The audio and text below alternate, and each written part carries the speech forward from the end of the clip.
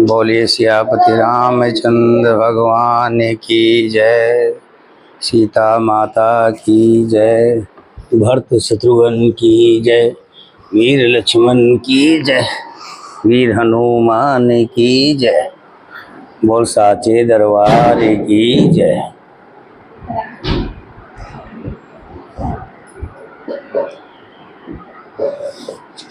श्री राम जय राम, राम बोलो श्री राम जय राम, जय जय राम बोलो श्री राम जय राम, जय जय बोलो श्री राम जय राम, जय जय बोलो श्री राम जय राम, जय जय राम बोलो श्री राम जय राम, जय राम बोलो श्री राम जय राम, राम बोलो श्री राम जय राम, जय राम बोलो श्री राम जय राम। बोलिए सियापति रामचंद्र भगवान की।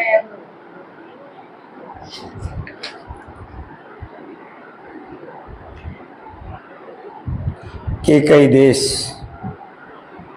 वहाँ सत्यकेतु नाम का राजा, जिनके दो पुत्र, बड़ा पुत्र का नाम प्रताप भानु और दूसरे पुत्र का नाम अरिमर्दन।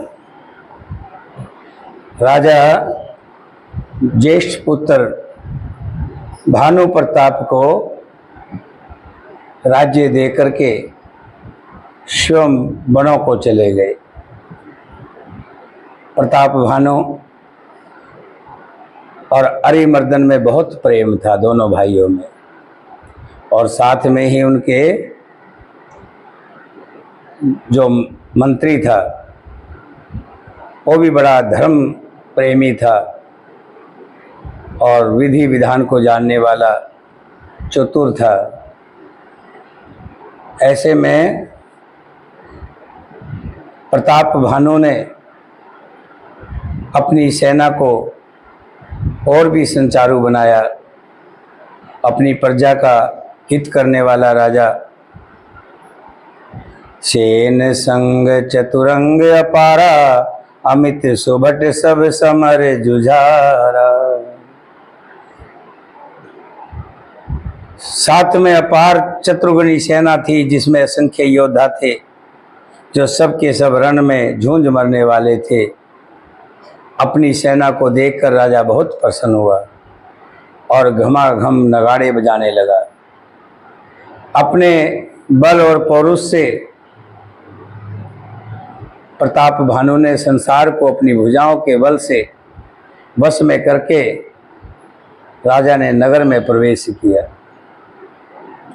राजा अर्थ, धर्म और काम आदि के सुखों का समय अनुसार सेवन करता था। राजा प्रताप भानु का बल पाकर पृथ्वी सुंदर कामधेनु मनचाही वस्तु देने वाली हो गई। उसके राज्य में प्रजा बहुत सुखी हुई और सभी स्त्री पुरुष सुंदर और धर्मात्मा हुए।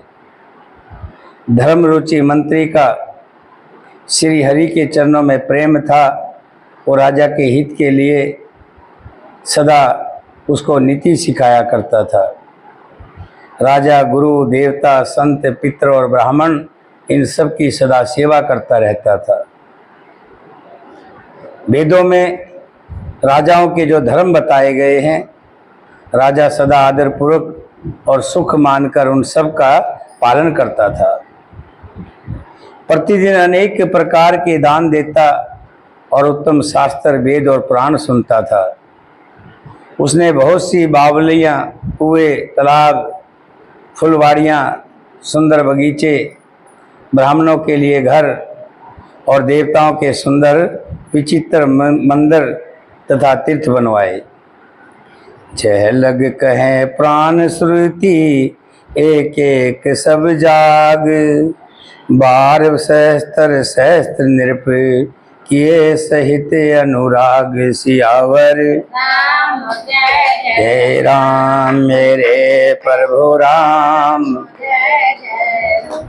हमें मंगल भवन मंगल हारी धरऊ सत्य अजर बिहारी। श्री राम जय राम, राम बोलो श्री राम जय जय राम। दीन दयाल विरध संभारी, रघुनाथ मम संकट भारी। श्री राम जय राम, जय जय राम। वेद और पुराणों में जितने प्रकार के यज्ञ कहे गए हैं, राजा ने एक एक करके उन सब यज्ञों का प्रेम सहित हजार हजार बार उन यज्ञों को किया। हृदय ने कुछ फल अनुसधाना, भूप विवेकी परम सुजाना। करें जे धर्म कर्म मनवानी, वासुदेव अर्पित नृप ज्ञानी। राजा के हृदय में किसी फल की कामना नहीं थी, और कोई भी कर्म जब किया जाता है फल की आशा से, तो फल यहीं मिल जाता है, और यहीं फल मिलकर के यहीं खत्म भी हो जाता है। राजा बुद्धिमान था, वो जितने भी कर्म करता था बिना फल की आशा से करता था, ताकि जितने भी कर्म किए जाएं वो उसके आगे आने वाला स्थान सुंदर सुरक्षित कर दे। राजा बड़ा ज्ञानी था। वो ज्ञानी राजा कर्म मन और वाणी से जो कुछ भी धर्म करता था, सब भगवान वासुदेव को अर्पित करके करता था। चढ़ बाज बारिक राजा, मृगा कर सब साज समाजा। विंध्याचल गंभीर बन गयो, मृग पुनित बहु मारत भयो। एक बार वो राजा एक अच्छे घोड़े पर सवार होकर शिकार का सब सामान सजाकर विंध्याचल के घने जंगल में गया। वहां उसने बहुत से उत्तम उत्तम हिरण मारे। फिरत विपन नृप दीख बराहो, जन बन दुरह ससी गर से राहो। बड़े विदु नहीं समाप्त मुख माही, मनो क्रोध बसे उगलित नाही। राजा ने वन में फिरते हुए एक सूअर को देखा। दांतों के कारण वो ऐसा दिख पड़ता था मानो चंद्रमा को घसकर राहु वन में आ छिपा हो।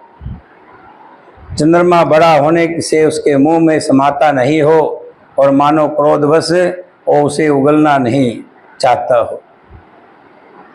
कोल कराल दसन छवि गाई, तन विशाल पीवर अधिकाई। गुरु गुरात है आरो पाए, चकित विलोकत कान उठाए। ये तो जानवर के भयानक दांतों की शोभा कही गई है। इधर उसके शरीर भी बहुत विशाल और बहुत मोटा था। घोड़े की आहट पाकर वो घुरघुराता हुआ कान उठाए चौकन्ना होकर देख रहा था। नील पर्वत के शिखर के समान उस विशाल शरीर वाले उस जानवर को देखकर राजा घोड़े को चाबुक लगाकर तेजी से चला, और उसने जानवर को ललकारा कि अब तेरा बचाव नहीं हो सकता, भाग कहाँ भागेगा। नील महीधर शिखर सम देख विशाल बरा, चपत चले है सुटिक नृप हाँक न होए निभाए सियावर। हे प्रभु राम जय जय राम। मंगल हारी धरहु सो दशरथ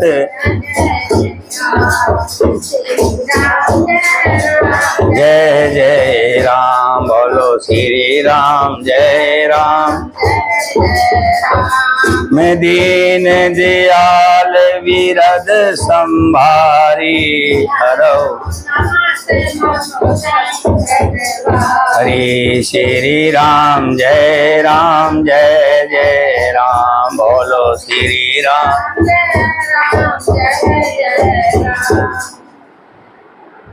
बहुत तेज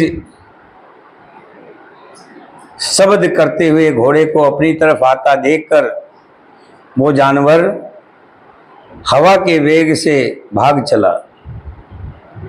राजा ने तुरंत ही बाण को धनुष पर चढ़ाया और उस जानवर पर चला दिया, लेकिन वो जानवर बाण को देखते ही धरती में दुबक गया, जिससे राजा का प्रयास खाली गया। आवत देख अधिक रबबाजी चलें बरा मरुत गति भाजी। तुरत कीन नृप सर संघाना मही मिल गयो विलोकत बाना। तक तक तीर महेश चलावा कर छल सुअर शरीर बचावा। प्रगटत दुरत जाय मृग भागा ऋषवस भूप चले संग लागा। गयो दूर घन गहन बराहो जय नाहिन गजबाज निभाओ। अति अकेल बन विपल कलेसो तदपिन मृग गई तजय नरेसो। कोल विलोक भूप बड़ धीरा भाग पेठ गरी गुआ गंभीरा। अगम देख नृप अति पछताई फिरे महाबन परे भुलाई। राजा तक तक करके तीर चलाता रहा, परंतु वो जानवर छल करके शरीर को बचाता था। वो जानवर कभी प्रकट होता और कभी छिपता, मानो कोई पिशाच हो, और राजा भी क्रोध के वश उसके साथ पीछे पीछे लगा चला जाता था। जानवर बहुत दूर ऐसे घने जंगल में चला गया जहां हाथी घोड़े का नाम गम नहीं था। राजा बिल्कुल अकेला था और वन में क्लेश भी बहुत था, फिर भी राजा ने उस पशु का पीछा नहीं छोड़ा। राजा को बड़ा धैर्यवान देखकर वो जानवर भागकर पहाड़ की एक गहरी गुफा में जा छुपा। उसने जाना कठिन देखकर राजा को बहुत पछताकर लौटना पड़ा, पर उस घोर वन में वो रास्ता भूल गया। बहुत परिश्रम करने से थका हुआ और घोड़े समेत भूख प्यास से व्याकुल राजा नदी तालाब खोजता खोजता पानी बिना बेहाल हो गया। वन में फिरते फिरते उसने एक आश्रम देखा। वहाँ कपट से मुनि का वेश बनाए हुए एक राजा रहता था, जिसका देश राजा भानु प्रताप ने छीन लिया था और जो सेना को छोड़कर युद्ध से भाग गया था। फिरत विपन आश्रम एक देखा तह बस नृप कपट मुनि वेशा। जास देश नृपलीन छड़ाई समर सेन तज गयो पराई। जिसे राजा भानु प्रताप ने लड़ाई में जीत लिया था, लेकिन वो राजा के अधीन नहीं हुआ था। वो वहाँ से भाग लिया था और भाग करके वो जंगल में छुप गया था और वेश बदल लिया था। संत का वेश बना करके एक आश्रम में रहने लगा था। होनी बस राजा भानु प्रताप भी वहीं जा पहुँचे। समय प्रताप भान कर जानी आपन अतिय समय अनुमानी। गयो न ग्रह मन बहुत ग्लानी मिलान राज नृप अभिमानी। भानु प्रताप का समय अच्छे दिन जानकर वो कुछ में बुरे दिन अनुमान करके मन में बड़ी गिलानी हुई थी। इससे वो ना तो घर गया था, ना अभिमानी होने के कारण राजा भानु प्रताप से मिला था, मेल किया था। दरिद्र की भांति मन ही मन क्रोध को मारकर वो राजा तपस्वी के वेश में वन में रहता था। राजा भानु प्रताप उसी के पास गया। उसने तुरंत पहचान लिया वह भानु प्रताप है, लेकिन राजा उसको पहचान नहीं पाया था। एक तो उसने अपना वेश बदल लिया था, दाढ़ी मुंह पर बढ़ा ली थी। दूसरा, राजा खुद बड़ा व्याकुल था, प्यास से भी व्याकुल था। वैसे भी सुबह से शाम तक जानवर के पीछे भागते भागते राजा बेहोश सा हो गया था। इस कारण उस कपटी साधु को पहचान नहीं सका। राव तुसित नहीं सो पहचाना, देख सुवेश महामुनि जाना। उतर तुरगते कीन प्रणामा, परम चतुर न कहे निज नामा। लेकिन उस कपटी ने उसको पहचान लिया था कि ये वही राजा भानु प्रताप है जिसने मेरा राज छीन लिया था। सुंदर वेश देखकर राजा ने उसको महामुनि समझा और घोड़े से उतरकर उसे प्रणाम किया। परंतु बड़ा चतुर होने के कारण राजा ने उसे अपना नाम नहीं बताया। राजा कहीं भी अपना नाम नहीं बताते बाहर जा कर के, क्योंकि उनको पता है कि पता नहीं कौन क्या दुश्मन हो, इसलिए वो किसी को अपना नाम बताते नहीं जल्दी से। भूपति तुसित विलोकते ही, सरवर दीन दिखाए। मंजन पान समेत है, कीन नृपति हर साय सियावर। जय राम सोनो प्रभु राम जय। हम मंगल भवन अमंगल हारी, धरहु सो दशरथ अजर। श्री राम जय जय राम। बोलो श्री राम जय राम। हम दीन दयाल विरध संभार, करहु नाथ मम संकट वार। श्री राम जय राम।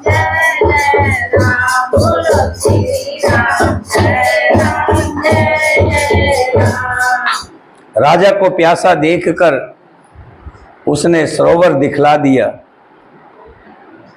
हर्षित होकर राजा ने घोड़े सहित उस सरोवर में स्नान किया और जलपान किया। ये श्रम सकल सुखी नृप भयो, निज आश्रम तापस ले गयो। सारी थकावट मिट गई, राजा सुखी हो गया। तब तपस्वी उसे अपने आश्रम में ले आया और सूर्यास्त का समय जानकर उसने राजा को बैठने के लिए आसन दिया। फिर वो तपस्वी कोमल वाणी में बोला, आसन दीन अस्त रवि जानी, पुनि तापस बोले मृदवानी। को तुम कस बन फिरो अकेले, सुंदर जुआ जीव पर हेले। तुम कौन हो? सुंदर युवक होकर जीवन की परवाह ना करके इतने घने वन में अकेले क्यों फिर रहे हो? तुम्हारे जो चिन्ह हैं वो तो किसी चक्रवर्ती राजा से दिखाई देते हैं और तुम्हारे लक्षणों को देखकर मुझे बड़ी दया आती है। चक्रवर्ती के लक्षण तोरे, देखत दया लागे अति मोरे। नाम प्रताप भान अवनीसा, तास सचिव में सुनो मनीषा। फिरत अहेरे परों भुलाई, बड़े भाग देखो पद आई। अब राजा ने देखा कि ये तो संत है, संतों से क्या बात को छुपाना है। कहा, हे मुनीश्वर सुनिए, अभी भी बात को छुपा गया है राजा, अपना नाम फिर नहीं बता रहा है। कह रहे हैं, हे मुनीश्वर सुनिए, प्रताप भानु नाम का एक राजा है। ये नहीं कहा कि मैं खुद प्रताप भानु हूँ, मैं उसका मंत्री हूँ। शिकार के लिए फिरते फिरते राह भूल गया हूँ। बड़े भाग्य से यहाँ आकर मैंने आपके चरणों के दर्शन पाए हैं। हम कह दुर्लभ दरस तुम्हारा, जानत हो कुछ भले हो नारा। कह मुनि तात भयो अंधियारा, जो जन सतर नगर तुम्हारा। हमें आपका दर्शन दुर्लभ था, इससे ज्ञान पड़ता है कुछ भला होने वाला है। तुम्हारे दर्शन हो गए। मुनि ने कहा, हे तात, अंधेरा हो गया, तुम्हारा नगर यहाँ से 70 योजन पर है, कोसों दूर है। निशा घोर गंभीर वन, पंथ ने सुनो सुजान। ये राजा, घोर अंधेरी रात है, घना जंगल है, रास्ता कोई भी दिखाई नहीं देगा। बसो आज अस जान तुम, जायो होत विहान। आज यहीं पर ठहर जाओ और सवेरे होने के बाद तुम चले जाना। तुलसी जस भवतया तैसी, तैसी मिले सहाय। अपनी आवे ताई पई, ताही तहाँ ले जा सियावर। राम मेरे प्रभु राम, सुमंगल भवन अमंगल हारी।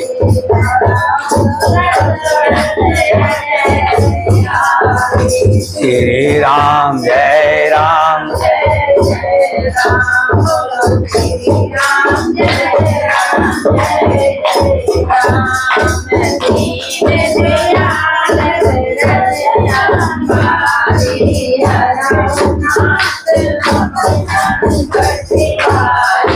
श्री राम जय राम, जय जय राम, बोलो श्री राम।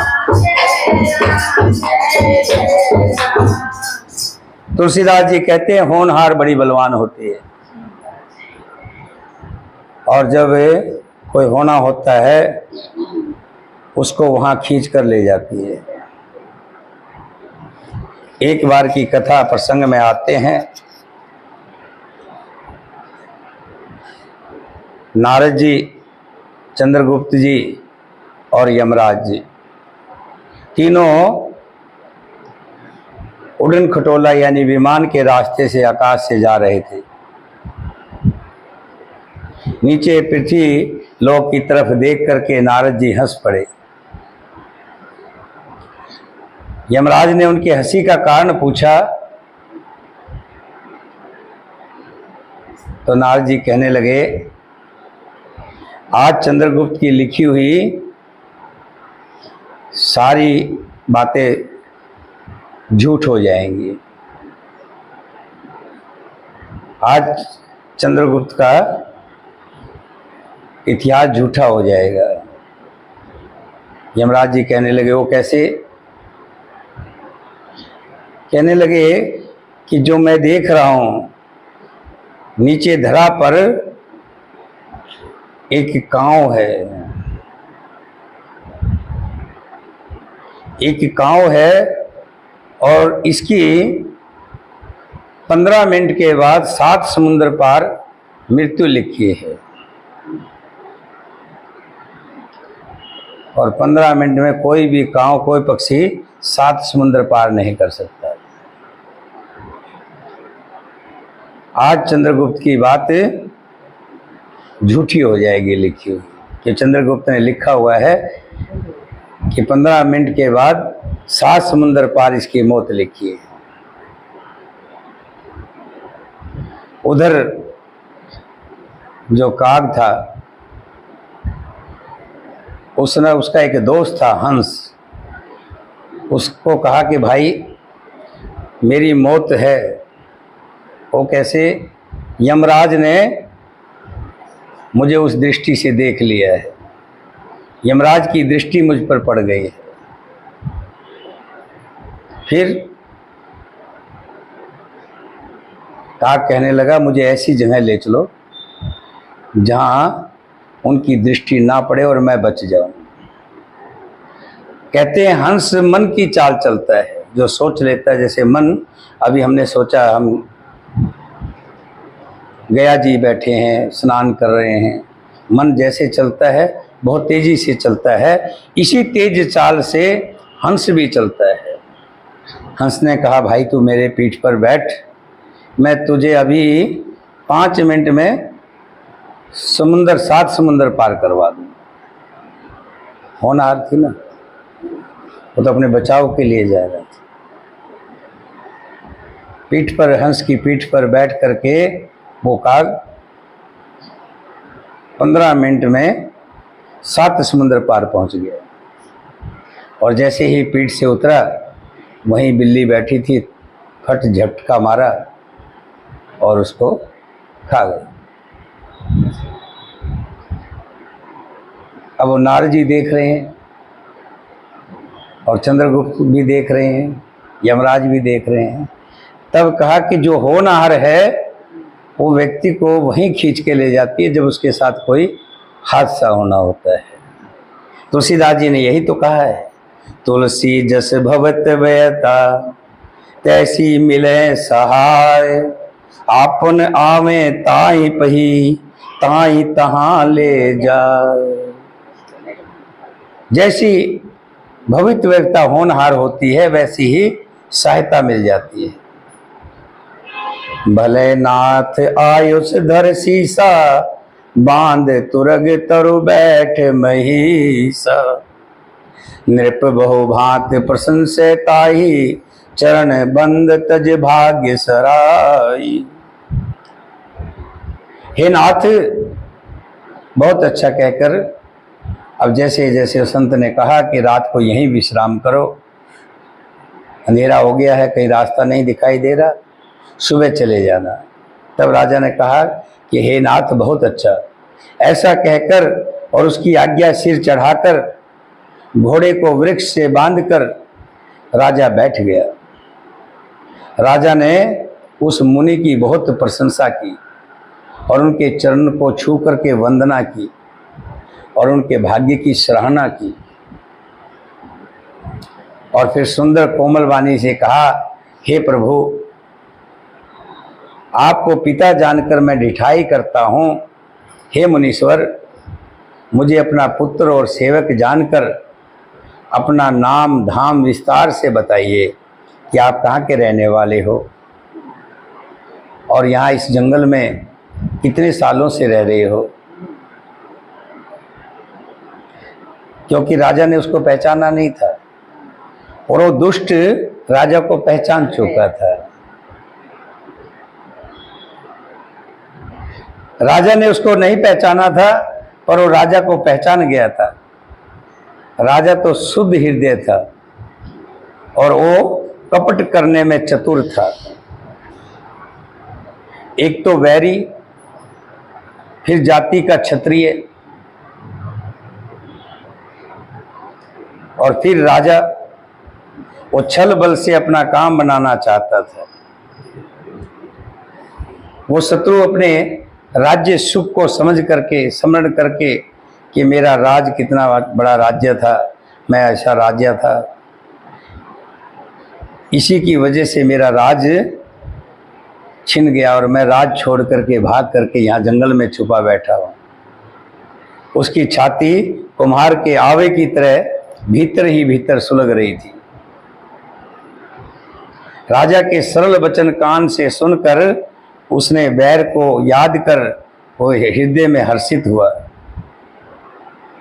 वो कपट में डुबोकर बड़ी युक्ति के साथ कोमल वाणी बोला, हे राजन, अब हमारा नाम भिखारी है, क्योंकि हम निर्धन और घर द्वारहीन हैं। कह निरपजे ज्ञान निधाना, तुम सरीखे गलते अभिमाना। राजा ने कहा, जो आपके सदृश विज्ञान के निधान और समझता अभिमान रहित होते हैं, वे अपने स्वरूप को सदा छिपाए रखते हैं, क्योंकि कुएस बनाकर रहने में ही सब तरह से कल्याण है। संत हमेशा अपने आप को सजाकर नहीं रखते, और जो अपने आप को सजाकर रखते हैं वो संत नहीं होते। इसी से तो संत और वेद पुकार कर कहते हैं कि परम अकिंचन सर्वस्था अहंकार ममता और मान रहित ही भगवान को प्रिय होते हैं। आप श्रीखे निर्धन भिखारी और ग्रहहीनों को देखकर ब्रह्मा और शिव जी को भी संदेह हो जाता है कि आप वास्तव में संत हैं या भिखारी हैं। अब आप अपने आप को कह रहे हैं कि हम निर्धन हैं, भिखारी हैं, ग्रहहीन हैं, लेकिन सही में भगवान के आप ही पुजारी हैं। आप जो हो सो हो, अर्थात जो कोई भी हो, मैं आपके चरणों में नमस्कार करता हूँ। हे स्वामी, अब मुझ पर कृपा कीजिए। अपने ऊपर राजा की स्वाभाविक प्रीति और अपने विषय में उनका अधिक विश्वास देखकर सब प्रकार से राजा को अपने वश में करके अधिक स्नेह दिखाता हुआ वो कपटी तपस्वी बोला, हे राजन सुनो, मैं तुमसे सत्य कहता हूँ, मुझे यहाँ रहते हुए बहुत समय बीत गया। इतना समय बीत गया, अब तक ना तो कोई मुझसे मिला और ना मैं किसी से मिला, क्योंकि लोक में प्रतिष्ठा अग्नि के समान है जो तप रूपी वन को भस्म कर डालती है। इसलिए मैं अपनी प्रतिष्ठा नहीं करवाना चाहता, किसी से मिलना भी नहीं चाहता, और जो मुझ में शक्ति है वो मैं दिखाना भी नहीं चाहता। तुलसीदास जी कहते हैं, सुंदर वेश देखकर मूड नहीं, मूड तो मूड ही है, चतुर मनुष्य भी धोखा खा जाते हैं। भले वो अंदर से कपटी था, लेकिन ऊपर का सुंदर जो संत का वेश था, उसको देख करके राजा भी धोखा खा गया। सुंदर मोर को तो देखो, उसका वचन तो अमृत के समान है, लेकिन वो खाता क्या है? सांप को खाता है। कपट तपस्वी ने कहा, इसी से मैं जगत में छिप कर रहता हूं, श्री हरि को छोड़कर किसी से कुछ मांगता नहीं हूं। मेरा जो कुछ भी प्रयोजन होता है वो श्री हरि से होता है। मेरे प्रभु तो बिना जनाए ही सब जानते हैं, फिर कहो संसार को रिझाने में क्या सिद्धि मिलेगी, संसार में जाने से क्या फायदा होगा। तुम पवित्र और सुंदर बुद्धि वाले हो हे राजन, इससे मुझे बहुत ही प्यारे हो, और तुम्हारी भी मुझ पर प्रीति और विश्वास है। हे तात, अब यदि मैं तुझसे कुछ छिपाता हूँ तो मुझे बहुत से भयानक दोष लगेंगे। जो जो वो तपस्वी उदासीन साधुओं वाली बात कहता रहा, त्यों तो राजा का विश्वास और भी बढ़ता गया। जब उस बुगले की तरह ध्यान लगाने वाले कपटी मुनि ने राजा को कर्म मन और वचन से अपने वश में जान लिया कि अब ये तो मेरे वश में हो गया है, तब वो बोला, नाम हमारे एक तनु भाई, सुन नृप बोल पुनि सिर नाई। कहो नाम कर अर्थ बखानी, मोह सेवक अति आपन जानी। हे भाई, हमारा नाम एक तनु है। ये सुनकर राजा ने फिर सिर नवाकर कहा, मुझे अपना अत्यंत अनुरागी सेवक जानकर अपने नाम का अर्थ समझा कर कहिए, एक तनु का अर्थ क्या है। आदि श्रेष्ठ उपजै जभी, तब से उत्पत्ति भय मोर। नाम एक तन हेत तिहि, देन धरी व्यहोर। सियावर जय राम मेरे प्रभु राम, हम मंगल भवन अमंगल हारी। अजर बिहारी श्री राम, श्री राम जय राम जय जय राम। दीन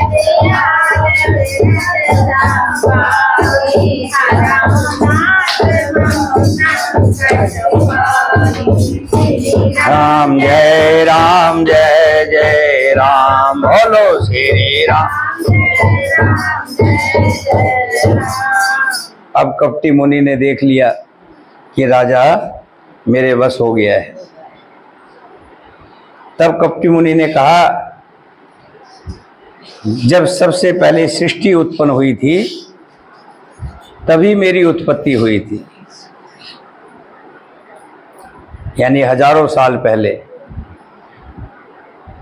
तब से मैंने फिर दूसरी देह धारण नहीं की, तब से मैं इसी देह में हूं।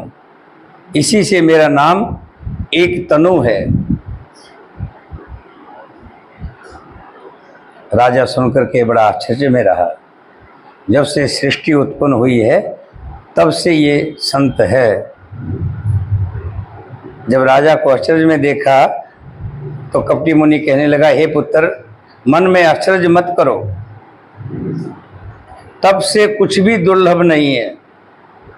तप के बल से ब्रह्मा जगत को रचते हैं, तप ही के बल से विष्णु संसार का पालन करते हैं, तप के बल से ही रुद्र संहार करते हैं। संसार में कोई ऐसी वस्तु नहीं है जो तप से ना मिल सके। ये सुनकर राजा को बड़ा अनुराग हुआ और संत के, जो कपटी संत बन के बैठा हुआ था, उसके चरणों में बड़ा अनुराग हो गया। तब वो तपस्वी पुरानी कथाएं कहने लगा। कर्म धर्म इतिहास अनेका, करें निरूपण विरत विवेका। कर्म धर्म और अनेकों प्रकार के इतिहास से कहकर वो वैराग्य और ज्ञान का निरूपण करने लगा। सृष्टि की उत्पत्ति, पालन, स्थिति और संहार की अपार आश्चर्य भरी कथाएं उसने विस्तार में कही। सुन महिप तापस बस भयो, आपन नाम कहन तब ले ओ। राजा उस संत की बातों में पूरी तरह से बंध गया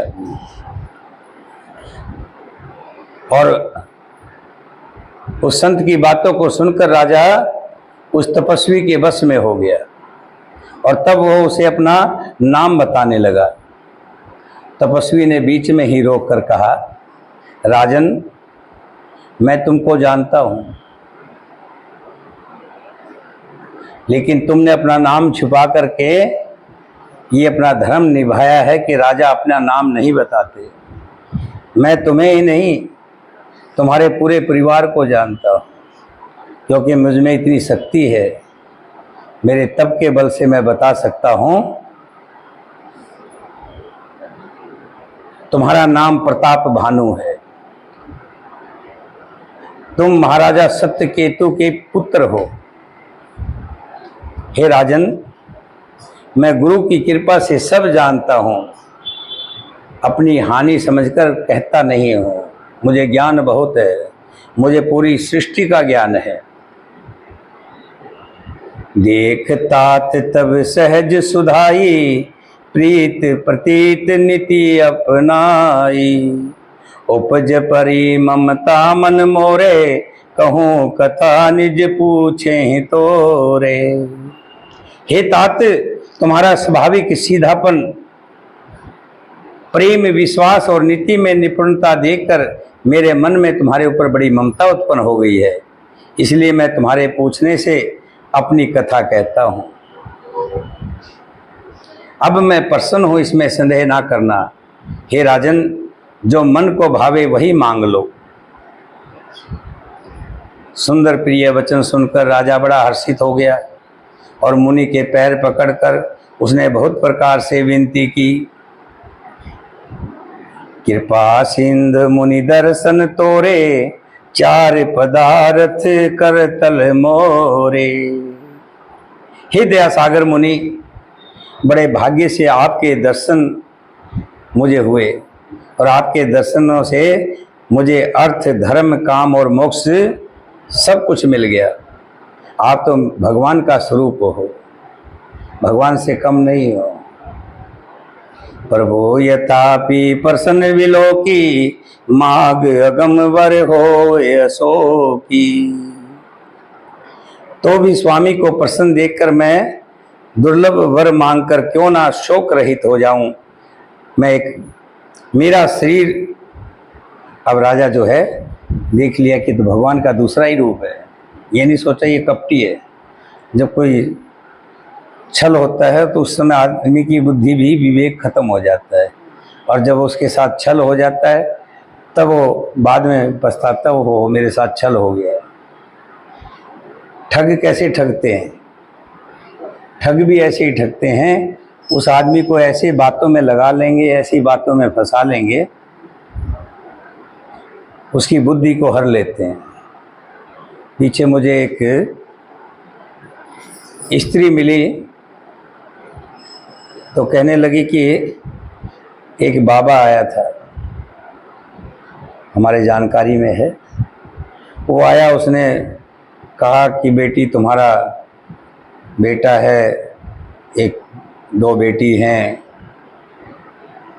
तुम्हारी एक बेटी बहुत सुखी है लेकिन तुम बहुत परेशान हो।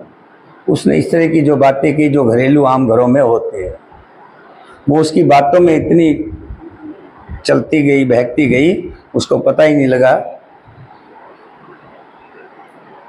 कहने लगा, मैं तुम्हारा उपाय कर दूंगा, तुम जितने भी घर के जेवर हैं उनको ले आओ। और मैं उनकी बातों में ऐसे हो गई जैसे सम्मोहन हो गई हो।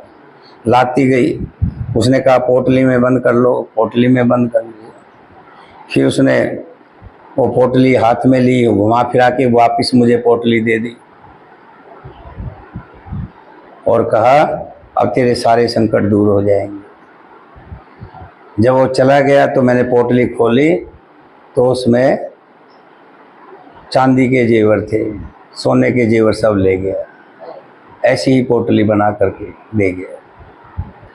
तो जब बुद्धि फिरती है, और जो बुद्धि फेरता है वो अपने आप को प्रकट नहीं होने देता। राजा भानु प्रताप को उसने इतना बस में कर लिया, कहने लगा जो मांगना है मांग, जो तू मांगेगा मैं तुम्हें वही दूंगा। देखो राजा क्या कह रहा है, हे दया सागर मुनि, आपके दर्शन से मुझे चारों पदार्थ मिल गई, फिर भी मेरी एक अभिलाषा है। क्या? कि कहते हैं कि मनुष्य बूढ़ा हो जाता है और बूढ़ा होने के बाद वो मर जाता है। अगर आप कृपा के धाम हैं तो मुझे ऐसा वरदान दीजिए कि मैं कभी बूढ़ा ना हूं,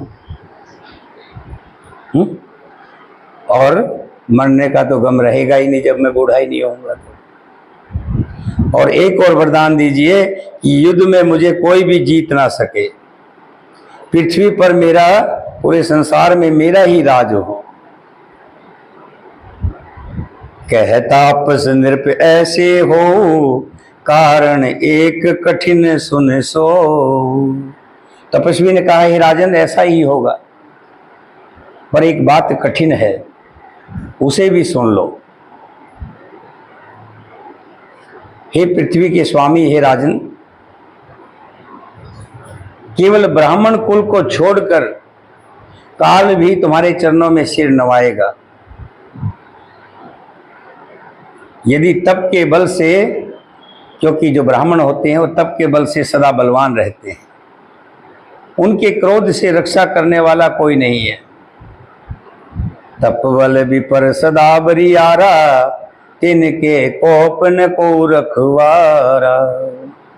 जो विप्रण बस करो नरेसा, तो तू बस विधि विष्णु महेशा।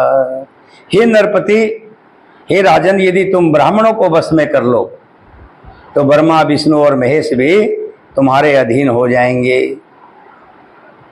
ब्राह्मण कुल से जोर जबरदस्ती नहीं चल सकती।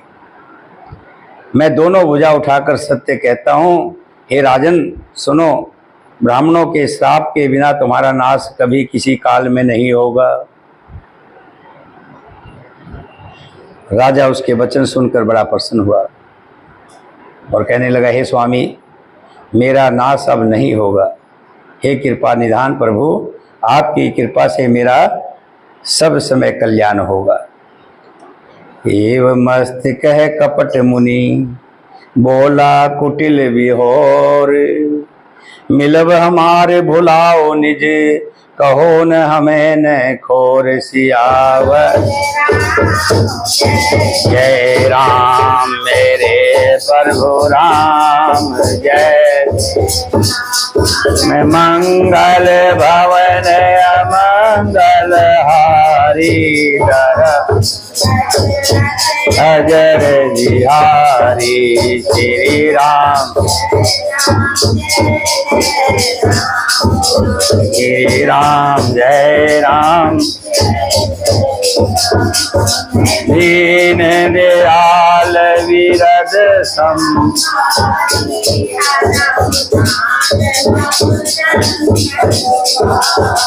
श्री राम, जय राम, जय जय राम। बोलो श्री राम, जय राम। राजा हाथ जोड़ के कहने लगा, हे मुनिवर, अब आपकी कृपा से मेरा कभी नाश नहीं होगा, क्योंकि मैं ब्राह्मणों को कभी निराश होने ही नहीं दूंगा। ना ब्राह्मणों को निराश होने दूंगा, ना मेरा पतन होगा। तब वो कपटी मुनि कहने लगा, ए मस्त, ऐसा ही हो।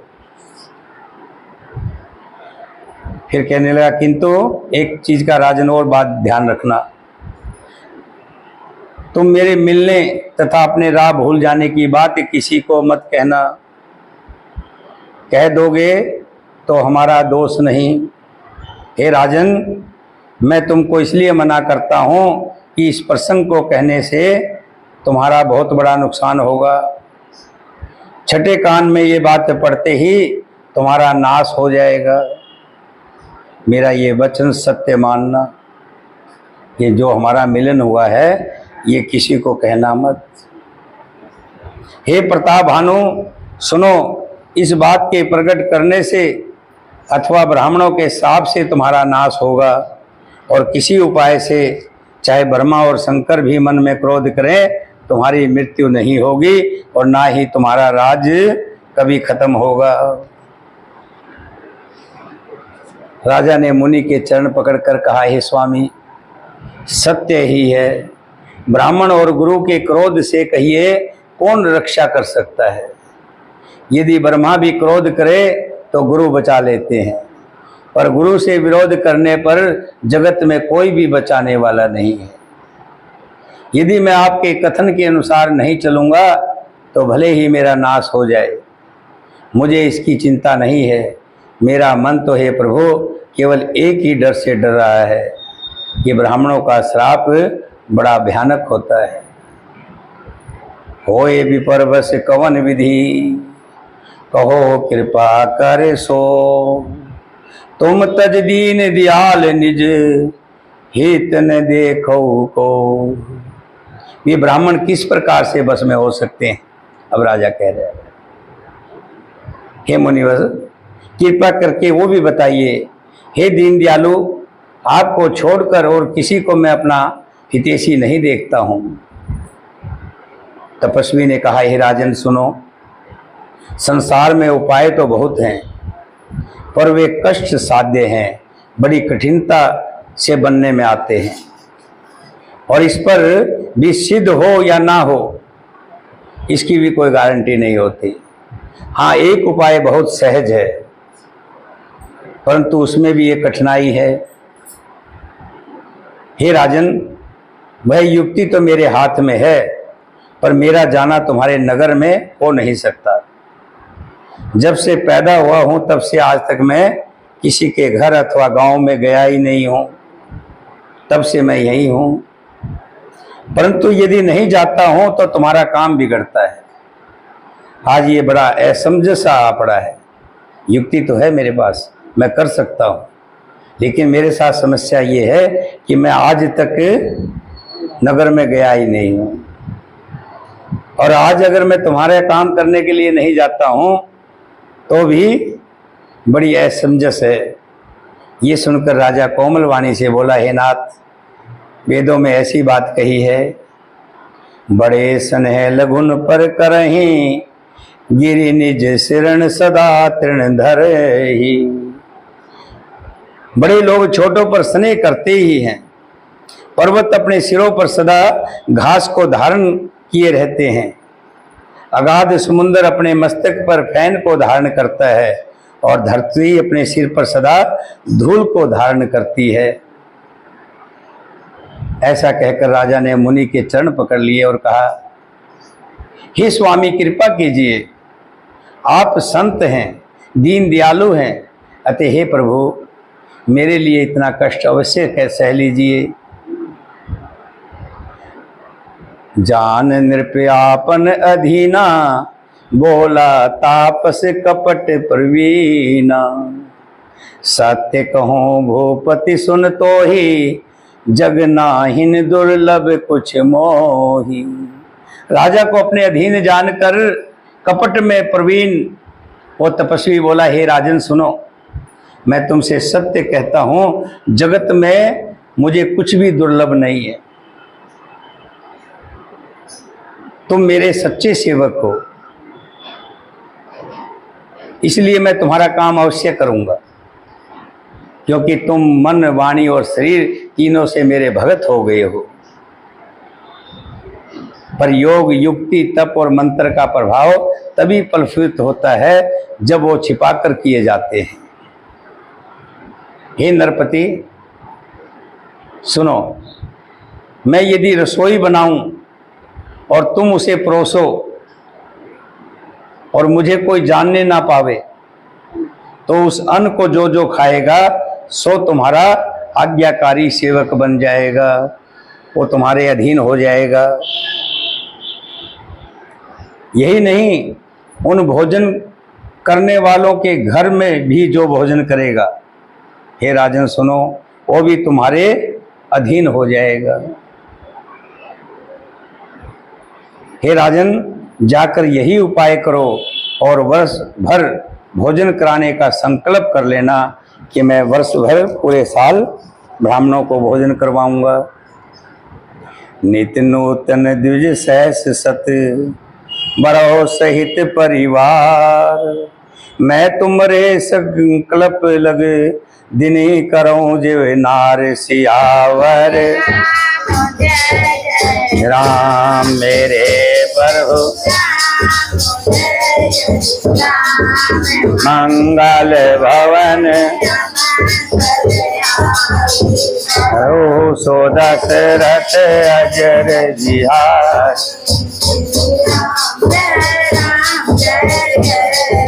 बोलो श्री राम जय राम। जाल विरद संभारी हरो, श्री राम जय जय राम बोलो।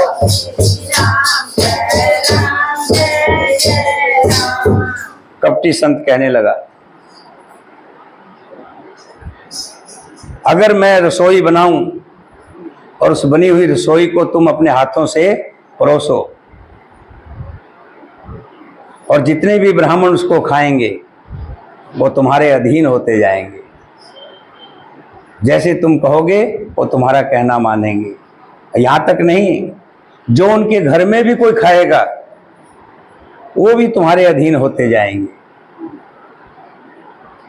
1 साल का संकल्प ले लो कि 1 साल तक मैं इसी तरह से मैं खाना बनाऊंगा और तुम परोसना। नित्य नए 1 लाख ब्राह्मणों को कुटुंब सहित निमंत्रण करना। मैं तुम्हारे संकल्प के काल अर्थात 1 वर्ष तक प्रतिदिन भोजन बना दिया करूंगा और तुम खिला दिया करना। हे राजन, इस प्रकार बहुत ही थोड़े परिश्रम से सब ब्राह्मण तुम्हारे बस में हो जाएंगे।